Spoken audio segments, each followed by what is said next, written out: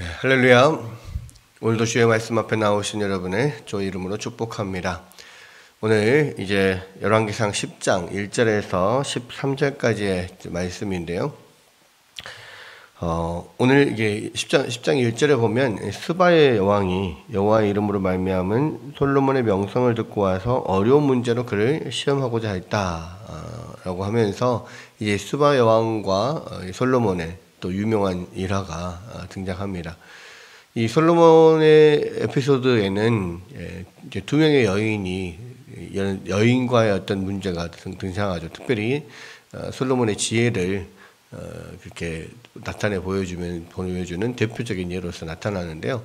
그러니까 솔로몬이 처음 솔로몬 왕에 등극했을 때 그때 두 여인이 자기의 아들이라고 이렇게 친자 확인 소송 뭐 이런 게 나오잖아요. 자기 둘이 같이 여인이 같은 시기에 아들을 낳았는데 한 여인이 이렇게 자다가 그 아들을 깔아서 뭉개서 숨 막혀 죽게 되는 그런 사고가 발생을 하고, 또 그 두 여인과 아이들이 같은 방에 있었기 때문에 그 여인이 다른 여인의 아이와 자기 죽은 아이를 바꿔치기 해가지고, 그래서 서로 이제 산 아이가 내 아이다 좀 주장하고 뭐 싸우는 그런 상황들이 있었는데, 거기에 대해서 솔로몬이 아주 지혜롭게 잘 판결을 내린 것을 이렇게 예화로 들면서 솔로몬이 하나님께서 받은 지혜가 이렇게 뛰어나다는 것을 이제 보여주는 거고요.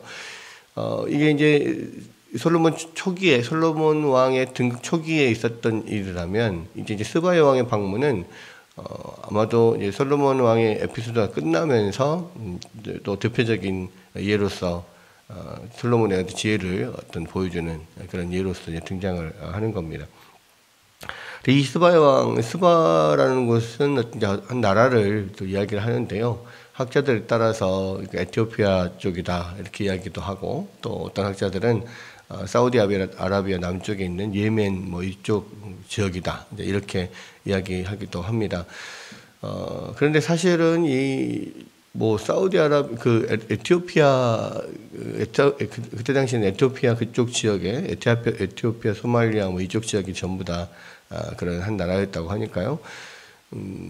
사실 이 홍해 바다를 사이에 두고 그쪽 사우디아라비아 남쪽 예멘과 에티오피아, 소말리아 이쪽이 거의 마주보고 있어요. 그래서 뭐 어느 쪽이든 위치적으로는 사실은 비슷하고요. 홍해 바다를 이렇게 사이에 두고 있어서 그렇지 굉장히 지리적으로는 가까운 그런 지역입니다. 그러니까 분명한 것은 나중에 신약성경에 보면 남방 여왕 이렇게 나오잖아요. 그러니까 남쪽에 이스라엘 남쪽에 있었던 곳은 맞습니다. 그런데 아마도 이제 에티오피아 쪽에 더 가까울 거라고 생각을 하는 것이, 에티오피아 왕이 이제 그 2차 대전까지도 그 솔로몬의 후예라고 하는 그런 솔로몬 왕가가 계속해서 내려오고 있었거든요. 그 에티오피아의 뭐 건국 신화 같은 뭐 그런 것에 보면 그 솔로몬 왕가가 시작된 것이 이제 바로 이 스바 왕으로부터 시작이 됐다. 스바의 왕이 이제 솔로몬의 지혜를 시험하고자 해서 막 여러 가지 이제 문제를 내고 뭐 수수께끼 같은 문제를 냈겠죠. 그리고 내기를 하고 했는데, 이제 이 스바의 왕이 내기에 져가지고 솔로몬과 동침을 하게 됐고, 그래서 그때 이제 임신을 해서 이렇게 돌아오면서 에티오피아에서 솔로몬의 아이를 낳고, 그 자손들이 이제 대대로 계속 왕으로 그렇게 올랐다라는 게 이제 그 에티오피아의 건국 신화라고 합니다. 그래서 2차 대전까지도 그 왕가가 계속 지속이 되었다라는 또 이야기가 있습니다. 뭐 어쨌든 그래서 이제 에티오피아라고 이제 보통 생각을 하는데요. 이 스바의 왕이 여호와의 이름으로 말미암은 솔로몬의 명성을 듣고 그 지혜를 시험하기 위해서 찾아왔다. 이 솔로몬의 지혜가 그냥 솔로몬이 타고난 지혜가 아니라 여호와의 이름으로 말미암은 지혜의 어떤 명성, 하나님께서 그것을 솔로몬에 주셨다는 것이 모두 전 그 세계적으로 다 이렇게 유명한 이야기가 되어 있었던 거죠. 그리고 이 솔로몬을 시험하기 위해서 왔는데 예루살렘에 이르니 수행하는 자가 10이 많고 향품과 10이 많은 금과 보석을 낙타에 실었고 솔로몬에게 나와서 자기 마음에 있는 것을 다 말하며 솔로몬이 묻는 말에 다 대답하였으니 왕이 알지 못하여 대답하지 못한 것이 하나도 없었다라는 겁니다. 그러니까 그 지혜를 체험하기 위해서 여러 가지 많은 것들을 물어보고 숙게 내고 막 이렇게 했는데 거기에 대해서 막힘이 없이 다 이렇게 이야기를 하는 것을 보면서 이제 스바 왕이 이제 감탄을 한 거죠. 하나님께서 정말 그 많은 지혜를 주셨다라는 것을 인정을 한 거고요. 또 그리고 밑에 보면 이렇게 스바의 왕이 솔로몬의 지혜와 또 그 건축한 왕궁과 그 상의 식물과 그의 신하들의 자석과 그의 시종들이 시립한 것과 그들의 관복과 술관원과 여호와의 성전에 올라가는 층계를 보고 크게 감동이 돼요. 지혜뿐만 아니라 그 솔로몬 당시에 그런 모든 그 제도 자체도 다른 나라, 자기 나라와 비교해서도 마찬가지고요. 다른 나라와 비교해서도 그때 당시에 엄청난 선진적인 획기적인 그런 것들이었던 것 같아요. 그런 나라의 어떤 제도를 만들어내고 하는 것도 이거는 정말 신의 지혜가 아니면 어떻게 이렇게 할 수가 있을까라는 생각을 한번 감탄할 만큼 그렇게 해놨던 거죠. 그리고 모든 그 어마어마한 그런 물자들과 이 아름다운 그 모습들과 이런 것을 보면서 아주 감동을 한 겁니다. 그러면서 6절에 보면 왕께 말하되 내가 내 나라에서 당신의 행위와 당신의 지혜에 대하여 들은 소문이 사실이로다. 내가 그 말들을 믿지 아니하였더니 이제 와서 친히 본즉 내게 말한 것은 절반도 못되니 당신의 지혜와 복이 내가 들은 소문보다 더하도다. 복되도다 당신의 사람들이여 복되도다 당신의 이 신하들이여 항상 당신 앞에 서서 당신의 지혜를 들음이로다. 당신의 하나님 여호와를 송축할지로다. 여호와께서 당신을 기뻐하사 이스라엘 왕 위에 올리셨고 여호와께서 영원히 이스라엘을 사랑하심으로 당신을 세워 왕으로 삼아 정의와 공의를 행하게 하셨도다 하고 굉장히 많은 지금 신면을 들여서 이 스바의 왕이 하나님을 찬양하는 이런 내용들이 이제 들어 있습니다. 사실 스바의 왕이 하나님을 막 찬양하고 이렇게 솔로몬을 찬양하고 이런 내용들이 이렇게 기록이 되어 있는데 이런 것들을 통해서 지금 보여주고 있는 게 뭐냐면 결국 하나님께서 어떻게 지금 솔로몬에게 했던 약속을 지켜 오셨는지를 보여주는 거예요. 그러니까 솔로몬이 하나님 앞에 기도하면서 하나님께서 나타나셔서 그에게 구할 것을 구해라라고 했을 때 솔로몬이 이 나라를 잘 다스리기 위해서 지혜를 주십시오, 분별력을 주십시오 라고 했을 때 하나님께서 기뻐하시면서 그것뿐만 아니라 네가 구하지 않은 부귀와 영화와 또 수와 이런 것들을 다 너에게 주겠다라고 했는데 그게 지금 다시 이루어진 거죠. 그러니까 처음 시작했을 때부터 솔로몬이 등극하면서부터 그 지혜를 나타냈었죠. 또 이제 솔로몬의 이제 통치 거의 이제 마지막 부분 솔로몬 에피소드가 끝나면서도 이 스바야 왕을 통하여서 하나님께서 그 약속대로 솔로몬에게 주신 지혜가 얼마나 뛰어난지를 보여주고 그 지혜뿐만 아니라 하나님께서 약속하셨던 엄청난 부와 또 수와 이런 모든 것들을 하나님께서 부어주셨다는 것을 보여줍니다. 그래서 여기에도 보면은 이제 그 뒤에도 쭉 나오는데요. 이 솔로몬 당시에 엄청난 부를 쭉 보여줘요. 뒤에 보면 있는데 이제 그런 것들이 이제 이렇게 스바의 왕처럼 많은 그 왕국들과 또 나라들과 교류하면서 이렇게 지혜를 또 보여주기도 하고 또 중개무역을 통해서 엄청난 많은 수익을 얻기도 하고 또 조공무역이라고 하죠. 보통 스바야 왕이나 이런 사람들이 올 때 그냥 오지 않습니다. 많은 재물과 또 자기 나라에서 나는 특산품들을 조공으로 가져와요. 그러면 그 조공에 대한 답례를 사실은 또 더 많이 합니다. 원래 이 조공을 받는 나라는 어떤 상국이죠. 어떤 위에 있는 그런 나라는 가져온 것보다 더 많은 것을 또 내어줍니다. 그러니까 여기서 보면 이 스바의 왕이 그가 금 120달란트와 심히 많은 향품과 보석을 왕에게 드렸으니 스바의 왕이 솔로몬에게 드린 것처럼 많은 향품이 다시 오지 아니하더라. 엄청난 많은 것들, 향품, 뭐 금, 은, 보석 이런 것들 줬어요. 그리고 여기 보면 13절에 보면 솔로몬 왕이 왕의 규례대로 스바의 왕에게 물건을 준 것 외에 또 그의 소원대로 구하는 것을 주니 이에 그가 그의 신하들과 함께 본국으로 돌아갔더라. 그러니까 돌아갈 때도 왕의 규례가 있어요. 그러니까 그 가지고 온 것보다 훨씬 더 많은 것들을 규례대로 사실 줍니다.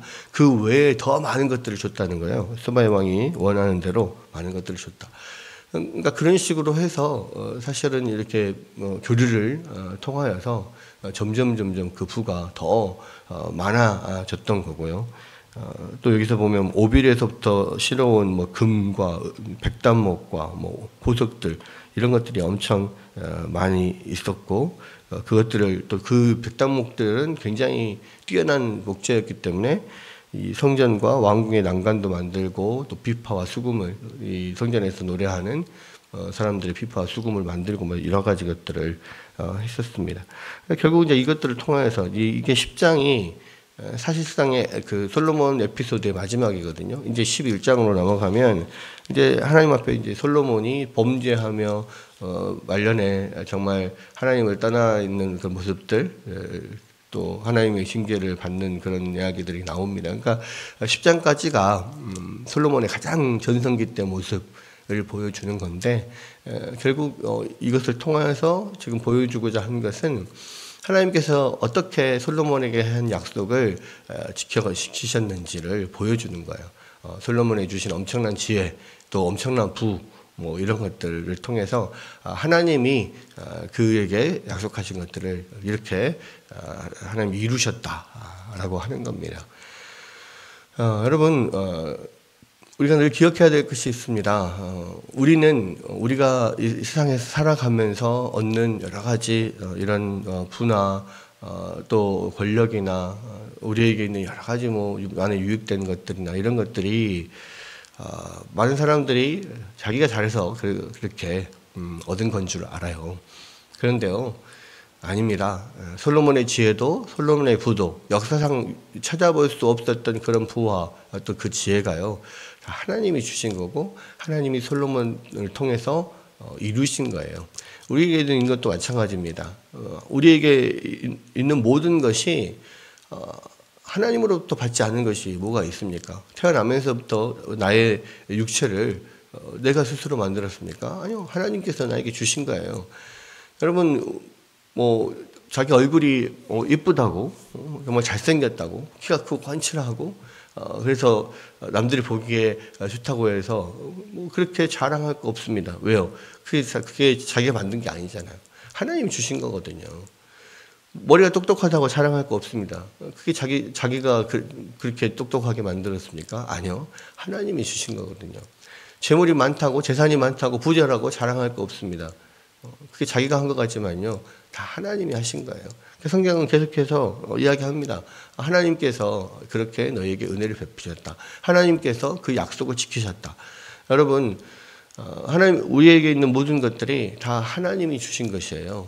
그래서 그러한 주신 것에 우리가 감사하고 또 그것들을 하나님이 주신 것을 누리면서 기뻐하고 또 하나님 뜻대로 사용하고 이런 것들이 필요한 거죠.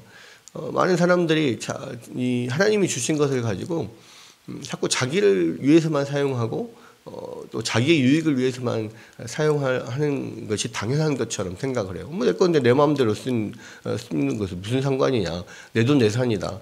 내 돈으로 내가 사는 거다. 뭐 그렇게 생각하는 거예요.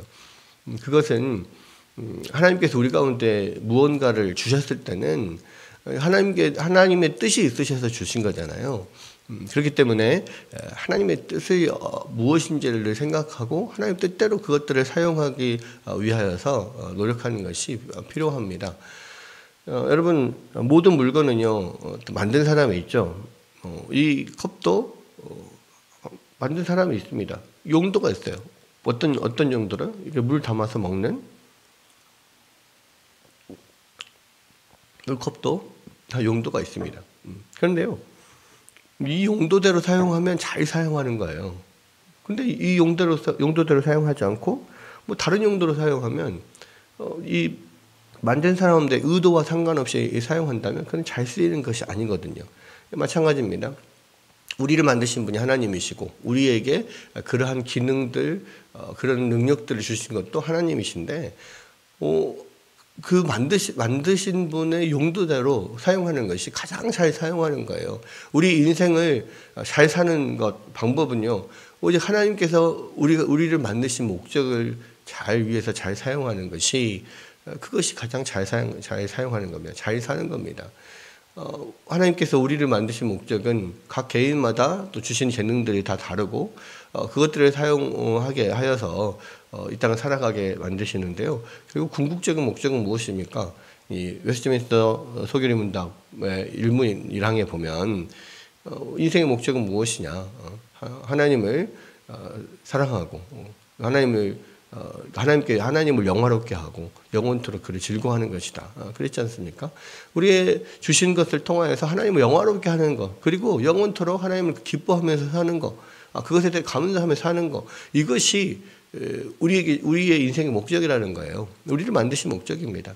이 땅에서 그 목적을 위해서 또 여러 가지 많은 또 재능들, 또 여러 가지 많은 그런 또 우리의 유익함들을 하나님께서 주셨는데, 장점들을 주셨는데, 그것을 하나님 앞에 영광 돌리고 또 그것을 기뻐하면서 사는 것이 우리의 인생의 목적이라는 것입니다.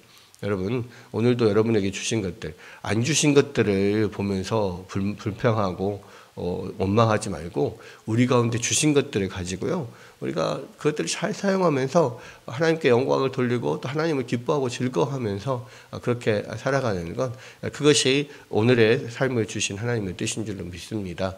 오늘 그렇게 다시 한번 이 아침에 주님 우리 가운데 주신 모든 것들을 감사하면서요, 또 하나님께 영광을 돌리며 살아갈 수 있는 여러분들 되시기를 주님의 이름으로 축원합니다.